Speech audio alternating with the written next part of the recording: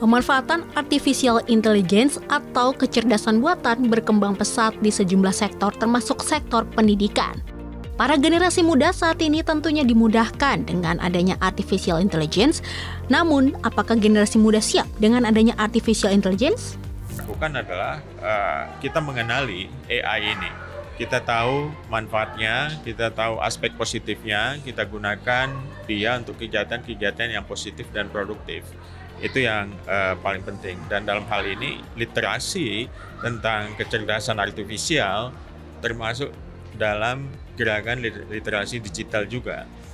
Sehingga masyarakat luas gitu paham bahwa ada aplikasi-aplikasi yang berbasis kecerdasan buatan ini yang bisa membantu pekerjaan mereka gitu ya, bisa membantu kelancaran misalnya usaha mereka gitu. Dilansir dari unpas.ac.id, AI mampu memberikan pembelajaran secara personal sekaligus sesuai dengan kebutuhan peserta didik. Dengan bantuan AI, pendidik juga dapat menyediakan pembelajaran yang lebih terarah dan menyesuaikan dengan gaya belajar, tingkat kemampuan, dan minat peserta didik. BINUS University pun menyambut kemajuan teknologi dengan menghadirkan jurusan Artificial Intelligence yang telah dibuka sejak September 2023.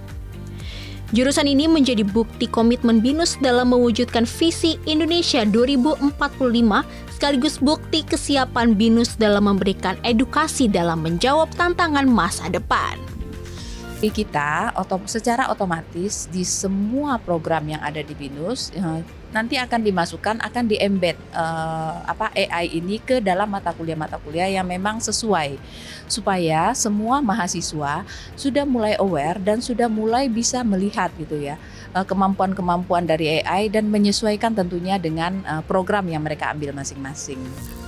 Salah satu produk AI yang digunakan oleh mahasiswa adalah ChatGPT, sebuah kecerdasan buatan yang cara kerjanya menyerupai seperti percakapan guru di kelas. Dalam penggunaannya di kegiatan sehari-hari, tak dipungkiri bahwa ChatGPT tidak hanya menawarkan manfaat, namun juga turut menghadirkan tantangan yang perlu diperhatikan. Adalah salah satu wujud dari AI. Itu menunjukkan bahwa secara teknologi kita punya kemampuan dan tentunya dengan ada banyaknya data ya. Kalau tidak ya tidak akan ada tuh hasil analisa. Kalau saya melihatnya ini perlu kita gunakan.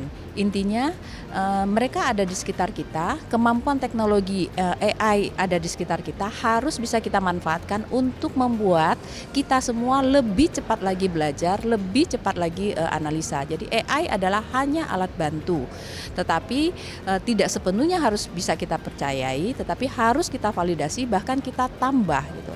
Karena semua itu adalah teknologi dan tergantung dari data input yang dibaca. Lalu, sesering apa para mahasiswa menggunakan ChatGPT?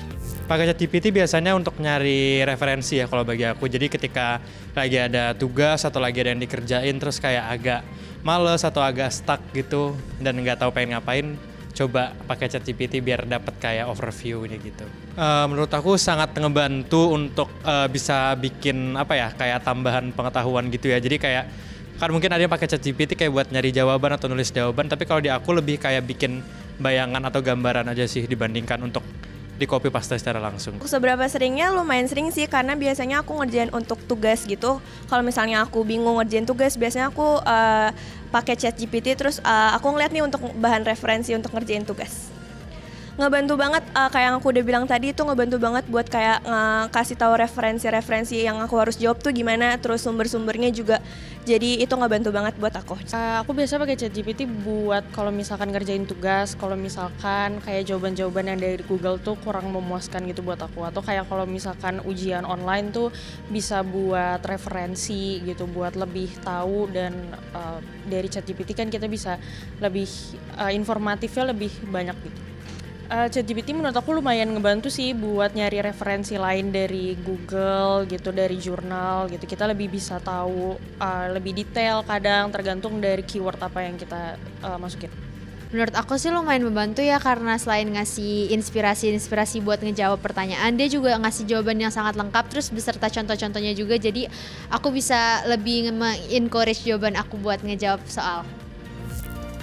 ChatGPT yang dianggap sama seperti pedang bermata dua membuat generasi muda khususnya mahasiswa patut dibekali literasi terkait pemanfaatan produk AI secara bijak.